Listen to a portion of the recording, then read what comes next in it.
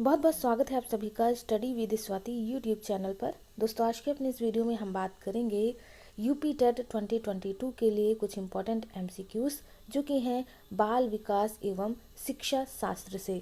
तो यहाँ पर आज के इस वीडियो में कुछ क्वेश्चंस जो हैं आपके जो प्रीवियस क्वेश्चन पेपर में आए हैं उनको लेकर के हम बात करने वाले, साथ ही जो क्वेश्चन आ सकते हैं संभावित प्रश्न उनको भी हम देख लेंगे। तो यहाँ पर आज के इस वीडियो में 1 to 30 क्वेश्चंस मिलेंगे आपको बाल विकास एवं शिक्षा शास्त्र से। जैसा कि आप सभी को पता है यूपी टेट 2022 की न्यू डेट आ गई है। 23 जनवरी जो है वह आपके एग्ज़ाम की न्यू डेट है।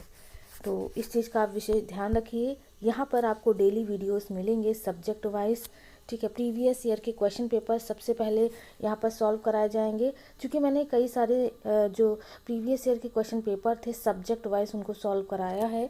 तो इसके लिए आप हमारे चैनल की प्लेलिस्ट चेक कर सकते हैं, वहाँ पर आपको ये चीज़ें जो है टॉपिक वाइज सब्जेक्ट वाइज मिल जाएंगी।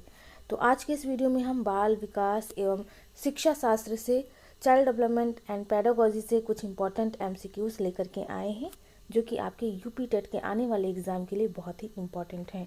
तो दोस्तों, शुरू करेंगे आज के अपने इस वीडियो को क्वेश्चन नंबर 1 से। तो देख लेते हैं क्वेश्चन नंबर 1। तो जो भी आपको क्वेश्चन बताया जाए उनका आंसर आप खुद से भी करने की कोशिश करें। क्वेश्चन नंबर 1 पूछा है कि किसने बहुविमात्मक प्रज्ञा का प्रत्यय दिया है। किसने कॉन्सेप्ट दिया है बहुविमात्मक प्रज्ञा का। तो ये रहे आपके ऑप्शन, आपको इस क्वेश्चन का आंसर बताना है। तो इस क्वेश्चन के आंसर की बात करें तो यहाँ पर अगर हम बहुमात्मक या बहुबुद्धि का जो सिद्धांत है वह प्रत्यय जो दिया गया है वह है हार्वर्ड गार्डनर महोदय के द्वारा। तो करेक्ट आंसर 1 का डी हो जाएगा। बढ़ते अगले क्वेश्चन की तरफ जो कि है क्वेश्चन नंबर 2। क्वेश्चन नंबर 2 पूछा है कि डिसलेक्सिया में यह करने में कठिनाई होती है। इनमें से क्या करने में डिसलेक्सिया में कठिनाई होती है। तो इस तरह के क्वेश्चन भी एग्जाम में आ सकते हैं और पूछे भी गए हैं।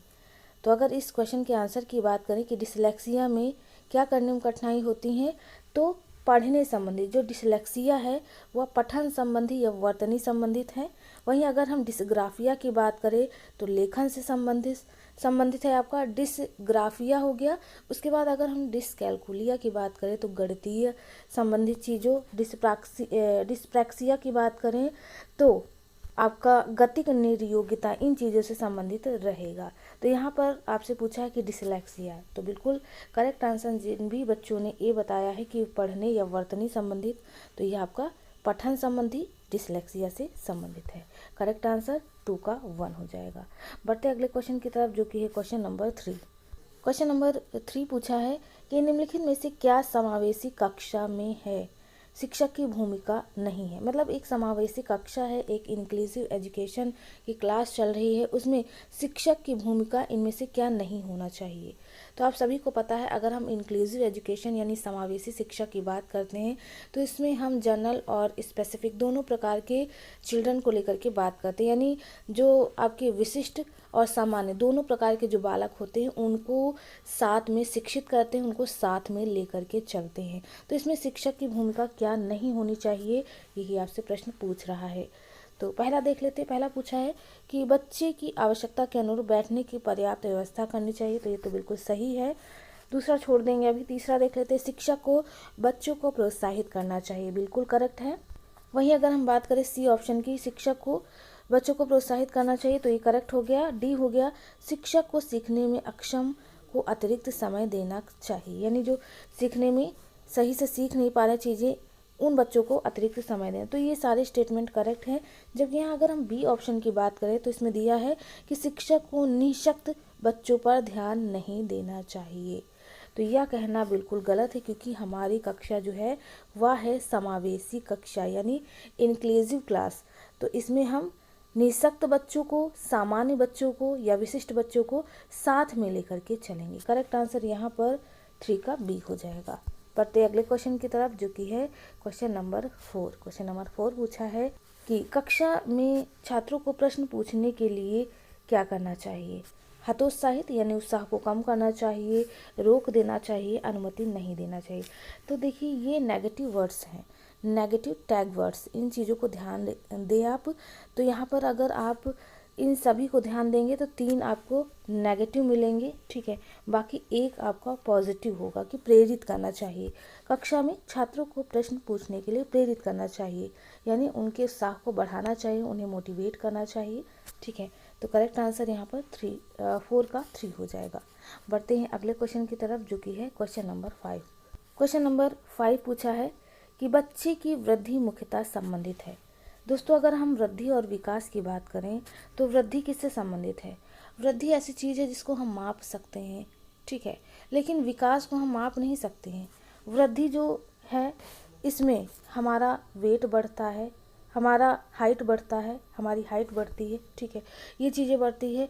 लेकिन जो विकास होता है ये बौद्धिक होता है। तो यहाँ पर आपसे प्रश्न किया कि बच्चे की वृद्धि मुख्यतः किससे संबंधित है। तो इस क्वेश्चन के आंसर की बात करें तो बिल्कुल वृद्धि मुख्यतः जो है वह शारीरिक विकास यानी शारीरिक विकास से यह संबंधित है। करेक्ट आंसर 5 का ए हो जाएगा। बढ़ते अगले क्वेश्चन की तरफ, जो कि है क्वेश्चन नंबर 6। क्वेश्चन नंबर 6 पूछा है कि मानव विकास का प्रारंभ होता है। मानव विकास का प्रारंभ कब से होता है या कहाँ से शुरू होता है, यही आपसे पूछा है।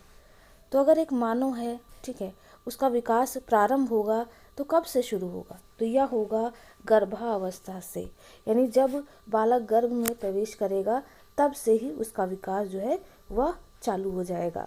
तो इस तरह से 6 का करेक्ट आंसर आप ए लगा लीजिएगा। और जो भी स्टूडेंट यहाँ पर इनका आंसर कर रहे हैं खुद से, बहुत बढ़िया है। उनके आने वाले एग्ज़ाम के लिए उनको पहले से शुभकामनाएं। परेशान मत होइएगा, पेपर बहुत अच्छा आने वाला है आप सभी के लिए, बस अपनी तैयारी को बेहतर रखिए। क्वेश्चन नंबर 7 देख लेते हैं। क्वेश्चन नंबर 7 पूछा है द कंडीशन ऑफ लर्निंग पुस्तक के लेखक हैं। इनमें से कौन से द कंडीशन ऑफ लर्निंग पुस्तक के लेखक हैं, आपसे प्रश्न पूछा है। तो यहाँ पर अगर हम बात करें द कंडीशन ऑफ लर्निंग पुस्तक के लेखक, तो यह हैं गेने महोदय।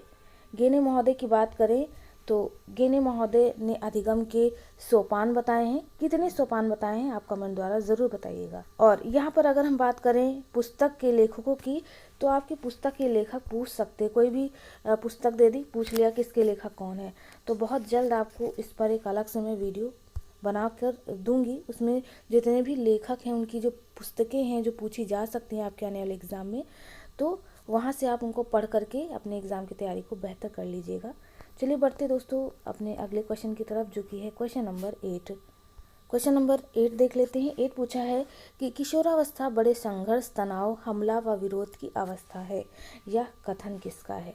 तो दोस्तों यह स्टेटमेंट बहुत बार पूछा गया है आपके एग्ज़ाम में, और हो सकता है आने वाले एग्ज़ाम में पूछ ही लिया जाए कि किशोरावस्था बड़े संघर्ष, तनाव, हमला व विरोध की अवस्था है। यह स्टेटमेंट किसका है?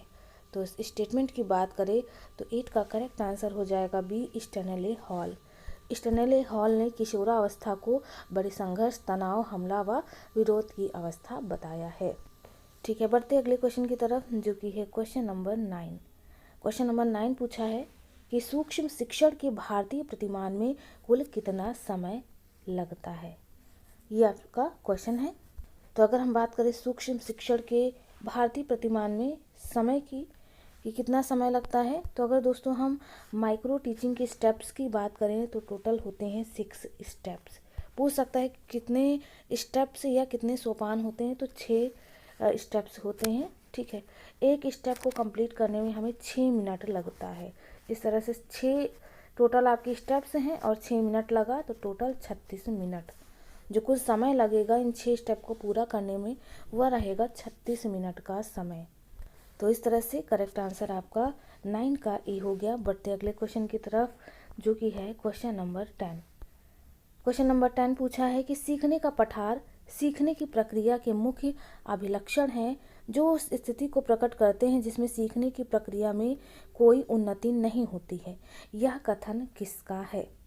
तो यहाँ पर देखिए स्टेटमेंट पूछ लेते हैं आपके एग्ज़ाम में। लगभग अगर हम बात करें कि कितने स्टेटमेंट, तो मैक्सिमम जो है वह 4 और मिनिमम 2 स्टेटमेंट तो पूछ ही लेगा आपके आने वाले एग्ज़ाम में। तो अगर हम बात करें कि सीखने का पठार सीखने की प्रक्रिया के मुख्य अभिलक्षण हैं जो उस स्थिति को प्रकट करते हैं जिसमें सीखने की प्रक्रिया में कोई उन्नति नहीं होती है, तो वह हो जाएगा आपका अधिगम का पठार। सबसे पहले तो ये और ये स्टेटमेंट किसका है, तो यह है रॉस महोदय का।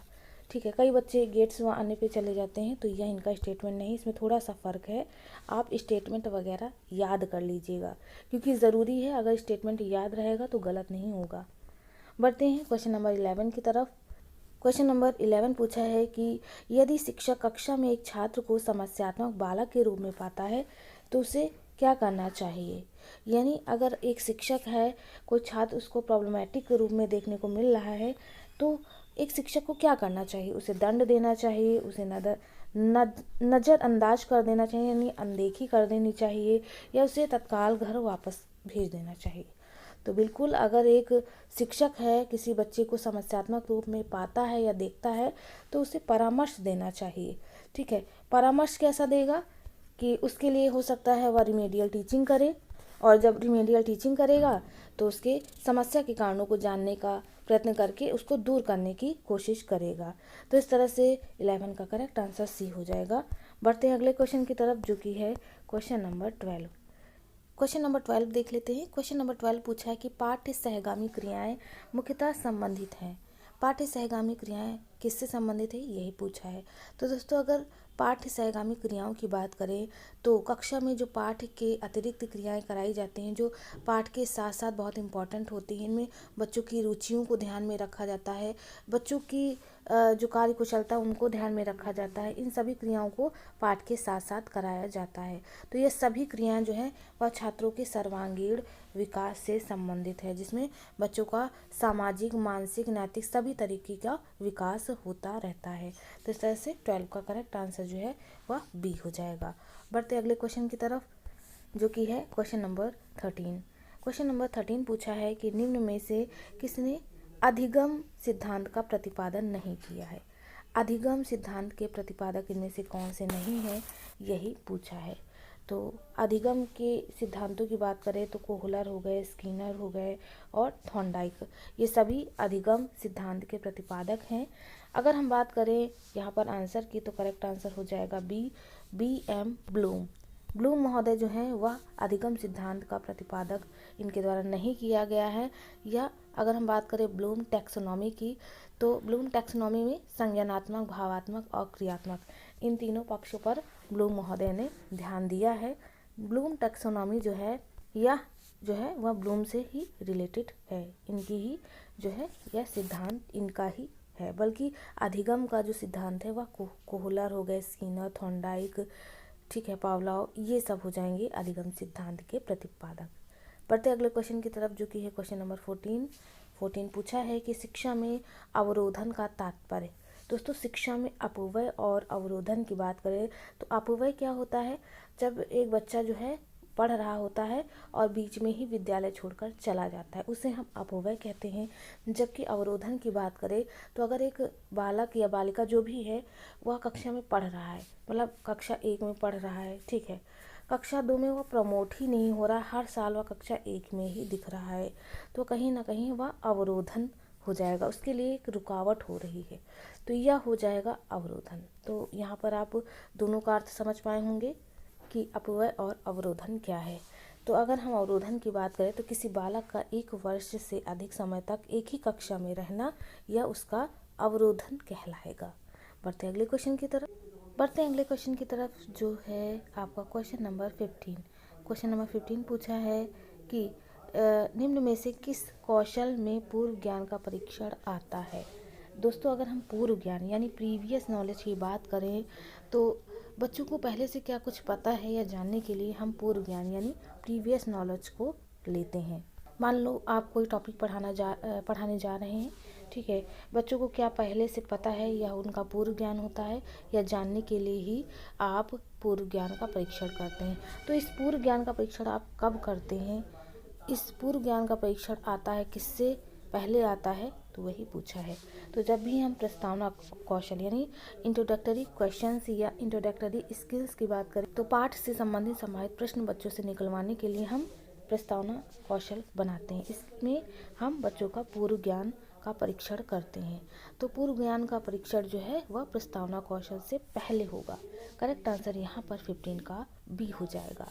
बढ़ते अगले क्वेश्चन की तरफ, जो कि क्वेश्चन नंबर 16 है। 16 पूछा है कि स्तंभ ए तथा स्तंभ बी को सुमेलित कीजिए। तो दोस्तों हम इन दोनों को आपस में मिलाएंगे। देख लेते हैं एनिमल इंटेलिजेंस, यह पुस्तक किसकी है? तो एनिमल इंटेलिजेंस की बात करें तो एनिमल इंटेलिजेंस जो है वह थॉर्नडाइक महोदय की है। फिर है पुनर्बलन की सूची। पुनर्बलन की सूची जो है वह स्किनर महोदय से संबंधित है। वहीं अगर हम बात करें सारगर्भिता का नियम, सारगर्भिता का नियम किससे संबंधित है? तो यह है गेस्टाल्टवादियों से। वहीं अगर हम अनुकूलन की बात करें कि अनुकूलन जो है वह किससे संबंधित है? तो यह है पियाजे से संबंधित। तो दोस्तों इस तरह से आप इनको मिलान करेंगे। यहाँ पर आपके ऑप्शन दिए हैं, तो इन ऑप्शन की बात करें तो इनके हिसाब से आंसर आपका डी हो जाएगा। तो आप इन्हें देख लीजिए, आप चाहें तो इनका स्क्रीनशॉट लेकर के इन्हें आपस में सुमेलित कर सकते हैं। ठीक है, ये रहे आपके ऑप्शन। बढ़ते अगले क्वेश्चन की तरफ, जो कि है क्वेश्चन नंबर 17 का। क्वेश्चन नंबर 17 पूछा है कि विकास कभी न समाप्त होने वाली प्रक्रिया है। यह कथन विकास के किस सिद्धांत से संबंधित है? यहाँ पर आपके ऑप्शन दिए हैं। तो विकास दोस्तों, अगर हम विकास वृद्धि की बात तो कर चुके हैं, विकास की अगर हम बात करें तो विकास क्या होता है? कभी रुकता है? बिल्कुल नहीं। विकास जो है कभी ना रुकने वाली प्रक्रिया है, या एक जो है निरंतरता की चीज़ों को बताता है, या निरंतर चलता ही रहता है। तो यह हो जाएगा निरंतरता का सिद्धांत। करेक्ट आंसर जो है 17 का डी हो जाएगा। पढ़ते हैं क्वेश्चन नंबर 18 की तरफ। क्वेश्चन नंबर 18 पूछा है कि संविधान के किस संशोधन से शिक्षा एक मौलिक अधिकार बन गई है? दोस्तों अगर इस क्वेश्चन के आंसर की बात करें तो इससे पहले मैं बता दूं कि जो 18 नंबर का क्वेश्चन है ये आपके इस बार के यूपी टेट 2021 जो कि 28 नवंबर को पेपर हुआ था उसमें यह पूछा भी गया था। तो वेरी वेरी इम्पोर्टेंट हो सकता है इस आने वाले एग्ज़ाम में ना पूछा जाए, क्योंकि इस बार के पेपर में ये पूछ लिया गया था, लेकिन इससे संबंधित और भी क्वेश्चन बन सकते हैं जो कि पूछे जा सकते हैं। तो संविधान के किस संशोधन से शिक्षा एक मौलिक अधिकार बन गई है? सबसे पहले तो जान लेते हैं, यह है 86वें संविधान संशोधन से संबंधित। पूछ सकता है कि संविधान संशोधन अधिनियम यानी कॉन्स्टिट्यूशन अमेंडमेंट एक्ट जो है वह कब से लागू हुआ? तो 2002 से लागू हुआ। यह क्वेश्चन बन सकता है। ठीक है, वहीं अगर हम बात करें कि भारतीय संविधान जो भारतीय संविधान एक्ट है या भारतीय संविधान संशोधन की किस प्रस्तावना से आया जुड़ा? तो यह 21A से जुड़ा। या फिर पूछ सकता है कि 21A किससे संबंधित है? तो यह फ्री एंड कंपलसरी एजुकेशन से संबंधित है। ठीक है, तो इतने क्वेश्चन बन सकते थे तो मैंने बता दिया। करेक्ट आंसर आप ए लगा लीजिएगा। बढ़ते अगले क्वेश्चन की तरफ, जो कि है क्वेश्चन नंबर 19 पूछा है कि अभिप्रेरणा के मूल प्रवृत्ति सिद्धांत के प्रतिपादक थे। कि अभिप्रेरणा के मूल प्रवृत्ति सिद्धांत के प्रतिपादक कौन थे, आपको बताना है। 19 की बात करें तो अभिप्रेरणा के मूल प्रवृत्तियाँ कितनी बताई? पहली बात किसने बताई? तो मैकडूगल ने। मैकडूगल की बात करें तो उन्होंने कितनी प्रकार की मूल प्रवृत्तियाँ बताई? 14 प्रकार की मूल प्रवृत्तियाँ बताई हैं। तो इस सिद्धांत के प्रतिपादक कौन हुए? तो इस सिद्धांत के जो प्रतिपादक होंगे वह मैकडूगल महोदय होंगे। वहीं अगर हम अब्राहम मैस्लो की बात करें तो इनका एक सिद्धांत बहुत प्रचलित है, आवश्यकता पदानुक्रम का सिद्धांत। यह किसने दिया? तो यह अब्राहम मैस्लो ने दिया। तो इन दोनों से जो इम्पोर्टेंट था मैंने बता दिया है, एग्जाम में आने वाले एग्जाम में पूछ सकता है अब्राहम मैस्लो से क्वेश्चन। ठीक है, तो आप इन्हें भी ध्यान में रखिएगा। बढ़ते अगले क्वेश्चन की तरफ, जो कि है क्वेश्चन नंबर 20। क्वेश्चन नंबर 20 क्या पूछ रहा है कि विकास की किस अवस्था को कोल तथा ब्रूस ने संवेगात्मक विकास का अनोखा काल कहा है? देखिए, आदर्श काल किसे कहते हैं? तो आदर्श काल शैशवावस्था को कहते हैं। अगर हम अनोखा काल कहें तो इसे हम बाल्यावस्था के अंतर्गत कंसीडर करते हैं। बाल्यावस्था को हम डर्टी स्टेज या गंदी स्टेज के नाम से भी जानते हैं। ठीक है, तो इनको भी आप ध्यान में रखिएगा। और अगर हम बात करें किशोरावस्था की, तो शैशवा काल की पुनरावृत्ति किस काल को कहा जाता है? तो इसे किशोरावस्था के अंतर्गत रखा जाता है। इन चीज़ों के बारे में बात होगी। बढ़ते अगले क्वेश्चन की तरफ, जो कि है क्वेश्चन नंबर 21। क्वेश्चन नंबर 21 पूछा है कि व्यवहार के कारण व्यवहार में परिवर्तन ही अधिगम है, या किसने कहा है? तो व्यवहार के कारण व्यवहार में परिवर्तन ही अधिगम है, यह स्टेटमेंट किसने दिया है? तो 21 की बात करें तो यह स्टेटमेंट जो है वो जॉय गिलफोर्ड महोदय ने दिया है। करेक्ट आंसर यहाँ पर जो है वो 21 का बी हो जाएगा। बढ़ते अगले क्वेश्चन की तरफ जो कि है 22 नंबर का क्वेश्चन पूछ रहा है कि बाल विकास की मुख्य अवस्थाएं हैं। बाल विकास की कितनी मुख्य अवस्थाएं हैं? तो आप सभी को पता है बाल विकास की मुख्यतः 3 अवस्थाएं देखने को मिलती हैं। पहला है शैशवावस्था, ठीक है। दूसरा है आपका बाल्यावस्था हो गई। उसके बाद आपका शैशवावस्था या शैशवावस्था नहीं, किशोरावस्था, ठीक है, गलती से लिख दिया, किशोरावस्था। ये 3 मुख्यतः अवस्थाएं, यह होती है 0 से 5 या 6 वर्ष, यह होती है 6 से 12 और उसके बाद 12 से 18 वर्ष। तो इनको भी ध्यान में रखिएगा, पूछ सकता है, इनसे भी आने वाले एग्जाम में क्वेश्चन। बढ़ते अगले क्वेश्चन की तरफ जो कि है क्वेश्चन नंबर 23 नंबर का। क्वेश्चन नंबर 23 पूछा है कि समस्या समाधान का प्रथम चरण है। समस्या समाधान के चरणों की बात करें तो 11 चरण देखने को मिलते हैं। पूछ सकता है ये भी कितने चरण होते हैं।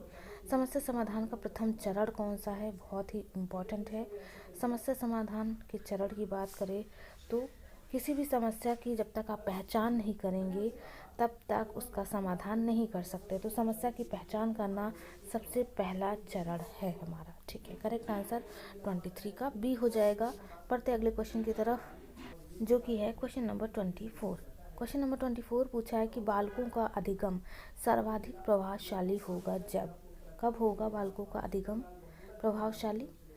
लिखने पढ़ने एवं गणितीय कुशलताओं पर बल होगा, बालकों का संज्ञानात्मक भावात्मक तथा मनोचालक पक्षों का विकास होगा, शिक्षण व्यवस्था एकाधिकारवादी होगी, शिक्षण अधिगम प्रक्रिया में आगे होकर बालकों को निष्क्रिय। देखिए ये आपका नेगेटिव टैग वर्ड्स, एकाधिकार जिसमें शिक्षक अधिकारवादी होगा बिल्कुल नहीं, क्योंकि आप तो चाइल्ड सेंटर्ड एजुकेशन है, ठीक है, बाल केंद्रित शिक्षा का।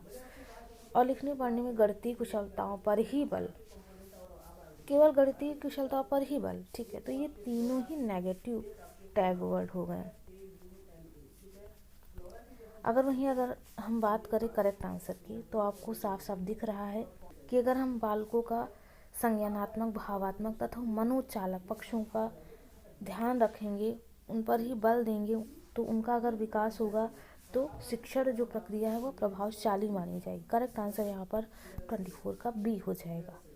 बढ़ते अगले क्वेश्चन की तरफ जो कि है क्वेश्चन नंबर 25 में पूछा है कि स्मृति स्तर एवं बोध स्तर के शिक्षण प्रतिमान की संरचना में कौन सा सोपान उभयनिष्ठ है? यानी मेमोरी लेवल जो है और जो कॉम्प्रहेंसिव या अंडरस्टैंडिंग लेवल है उनका लेवल कॉमन है, ठीक है। तो इनमें से कौन सा ऐसा सोपान होगा जो दोनों में कॉमन दिखेगा? तो ये आपका क्वेश्चन पूछ रहा है। 25 की बात करें तो प्रेजेंटेशन जो है ये आपके मेमोरी लेवल और आपके अंडरस्टैंडिंग लेवल इन दोनों में कॉमन देखने को मिलेगा। क्वेश्चन नंबर 26 देख लेते हैं। क्वेश्चन नंबर 26 पूछा है कि निम्न में से किस सिद्धांत को पुनर्बलन का सिद्धांत भी कहते हैं? तो दोस्तों यहाँ पर ये जो भी सिद्धांत आपके दिए हैं वेरी वेरी मोस्ट इम्पॉर्टेंट, आपके आने वाले एग्जाम में किसी से भी क्वेश्चन पूछ सकता है शास्त्रीय अनुबंधन का सिद्धांत या क्लासिकल सिद्धांत किसका है?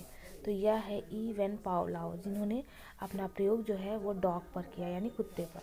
दूसरा है उद्दीपक अनुक्रिया सिद्धांत, प्रयत्न एवं त्रुटि का सिद्धांत या प्रयास एवं भूल का सिद्धांत, यह किसका है? तो यह है E.L. थॉर्नडाइक महोदय का, जिन्होंने अपना प्रयोग कैट पर किया यानी बिल्ली पर। उसके बाद अगर हम बात करें सूझ का सिद्धांत तो यह है गेस्टाल्ट वादियों का सिद्धांत, यानी कोहलर, कोफा और वर्दिमर, ये तीनों हैं गेस्टाल्ट वादी या कह सकते हैं सूझ के सिद्धांत से संबंधित। और इन्होंने अपना जो प्रयोग किया वह वनमानुष पर किया, ठीक है, जिसका नाम सुल्तान था। वहीं पर अगर हम बात करें क्रिया प्रसूत अनुबंधन सिद्धांत, जिसे हम पुनर्बलन सिद्धांत के नाम से भी जानते हैं, यह सिद्धांत जो दिया यह स्किनर महोदय ने दिया। इन्होंने अपना प्रयोग चूहे और कबूतर पर किया, ठीक है, ध्यान रखिएगा। तो ये इनसे किसी से भी क्वेश्चन पूछ सकता है। बहरहाल 26 का करेक्ट आंसर जो है वह डी हो जाएगा। बढ़ते अगले क्वेश्चन की तरफ, जो कि है क्वेश्चन नंबर 27। क्वेश्चन नंबर 27 है, निम्न में से कौन सी अवस्था ब्रूनर के संज्ञानात्मक विकास सिद्धांत का अंग जो है वह नहीं है। इनमें से अगर हम ब्रूनर के सिद्धांत की बात करें तो ब्रूनर ने संज्ञानात्मक सिद्धांत की 3 अवस्थाएं बताई है, जिसमें से हम जान लेते कौन कौन सी है। तो क्रियात्मक अवस्था, संकेतात्मक अवस्था और प्रतिबिंबात्मक अवस्था, ये तीनों अवस्थाएं जो हैं वह ब्रूनर के संज्ञानात्मक विकास के सिद्धांत के अंग है। ठीक है, इनमें से कौन सा नहीं है, तो बिल्कुल ए जो है अंतःप्रज्ञ अवस्था, यह जो है इनके सिद्धांत का अंग नहीं है। किनकी? ब्रूनर के संज्ञानात्मक विकास के सिद्धांत का अंग नहीं है, बाकी सभी हो जाएंगे। तो इस तरह से 27 का आप ए लगा लीजिएगा। बढ़ते हैं क्वेश्चन नंबर 28 की तरफ। पूछा है कि मॉरिसन ने बौद्ध स्तर के शिक्षण प्रतिमान के 5 पदों का वर्णन किया है, वे हैं कौन कौन से हैं। तो 28 का तो आप देख सकते हैं। सबसे पहले हम यहाँ पर आंसर जान लेते हैं। तो यहाँ पर इसको थोड़ा सा छोटा करके देखेंगे। ठीक है, मॉरिसन ने बौद्ध स्तर के शिक्षण प्रतिमान में 5 पदों का वर्णन किया है। तो ये आप 5 पद देख सकते हैं, ये रहे 5 पद। तो इनको आपको क्रम से लगाना है, कौन सा मतलब बौद्ध के स्तर में पहला है, दूसरा है, तीसरा, चौथा, पांचवा, तो वो बताना है। तो यहाँ पर आंसर आप देख लीजिए, ये होगा बी। यानी पहले आप खोज को रखेंगे, फिर आप प्रस्तुतिकरण करेंगे। ठीक है, यानी आप पहले इन्वेंशन करेंगे, फिर उसको आप रिप्रेजेंट करेंगे या प्रेजेंटेड करेंगे, चीज़ों को प्रेजेंट करेंगे। ठीक है, उसके बाद दूसरा, पहला, चौथा है आत्मीकरण। उसके बाद तीसरा आ जाएगा संगठन व्यवस्था और पांचवा हो जाएगा वाचन अभिव्यक्तिकरण। तो इस तरह से 5 स्टेप्स हो जाएंगे किसके? मॉरिसन के बौद्ध स्तर के। तो इन 5 बौद्ध स्तर को हम लाइन से देख लेते हैं कौन कौन से हैं। तो ये आप देख सकते हैं, एक चार्ट बना हुआ है यहाँ पर, और चार्ट में दिया है प्रोफेसर H.C. मॉरिसन ने 1871 टू 1945 में शिकागो विश्वविद्यालय ने अपने शिक्षण प्रतिमान में बौद्ध के स्तर पर 5 चरणों को वर्णित किया, जिसके अंतर्गत है मॉरिसन के 5 जो है प्रतिमान चरणों में पहला है अन्वेषण। ठीक है, इस चरण में शिक्षक छात्रों के प्रवेश स्तर के व्यवहार यानी पूर्व ज्ञान को जानने की कोशिश करता है। ये हो गया अन्वेषण, 5 चरणों में पहला। दूसरा है प्रेजेंटेशन। ठीक है, ये दूसरा स्टेप है। विषय वस्तु का अवलोकन दिया जाता है और छात्रों के साथ संपूर्ण इकाई की संरचना पर चर्चा की जाती है प्रस्तुतिकरण के अंतर्गत। उसके बाद है तीसरा आत्मसात्करण। इसमें क्या होता है, तो इस चरण में छात्र विषय वस्तु का गहन अध्ययन करते हैं और प्रस्तुत सामग्री को अपने आंतरिक स्व से संबंधित करने का प्रयास करते हैं। ये हो गया आत्मसात्करण। चौथा है व्यवस्था। छात्र शिक्षक की सहायता के बिना अर्जित ज्ञान को व्यवस्थित तरीके से प्रस्तुत करते हैं। लास्ट हो जाएगा अनुवाचन। यह चरण छात्रों द्वारा उस विषय की मौखिक अभिव्यक्ति से संबंधित है जो उनके द्वारा सीखी गई है। वे संपूर्ण विषय वस्तु को दोबारा चर्चा करते हैं, यानी दोबारा उस पर चर्चा करेंगे। तो ये हो गए 5 मॉरिसन के शिक्षण प्रतिमान के चरण। आप चाहें तो इनका जो है स्क्रीनशॉट ले लीजिएगा, इनको आप ध्यान से पढ़ लीजिएगा, आने वाले एग्जाम में इनसे प्रश्न पूछ सकता है। तो दोस्तों 28 हो गया, 29 की तरफ बढ़ेंगे। 29 नंबर का क्वेश्चन है कि निम्न में से कौन संज्ञानात्मक क्षेत्र से संबंधित नहीं है। संज्ञानात्मक क्षेत्र किससे संबंधित है? ज्ञान, बोध, अनुप्रयोग, विश्लेषण, संश्लेषण और फिर विश्लेषण। ये 6 तरीके की चीज़ें देखने को मिलती हैं। किससे संबंधित नहीं है? तो यह है अनुमूल्यन। अनुमूल्यन से संबंधित नहीं है संज्ञानात्मक का क्षेत्र। ज्ञान मिल जाए, बोध, अनुप्रयोग, संश्लेषण, विश्लेषण, तो ये आप ज़रूर लगा दीजिएगा। ठीक है, ये 6 देखने को मिलते हैं ज़्यादातर। बढ़ते हैं अगले क्वेश्चन की तरफ, जो कि है, देख लेते हैं क्वेश्चन नंबर, लास्ट हो जाएगा आपका 30 नंबर का। तो पूछा है कि निम्न में से कौन सा अधिगम का वक्र नहीं है। अधिगम का वक्र, कई सारे वक्र अधिगम के पठार के अंदर देखने को मिलते हैं, जिसमें कौन सा होगा? नतोदर, मिश्रित, उन्नोदर या उत्तल या अवतल। ठीक है, ये मिल जाएंगे आपको, जबकि लंबवत कहीं भी आपको देखने को मिलेगा नहीं। तो दोस्तों आज के इस वीडियो में हम यहीं पर रुकेंगे। हमने आज के अपने इस वीडियो में 130 क्वेश्चंस कंप्लीट करा दिए हैं चाइल्ड डेवलपमेंट एंड पेडागोजी से। उम्मीद और आशा है आप सभी को हमारा यह वीडियो पसंद आया हो। मिलते हैं अपने एक नेक्स्ट वीडियो में एक नया टॉपिक के साथ। तब तक के लिए आप सभी का बहुत बहुत धन्यवाद। Thank you friends. Keep watching and share to others.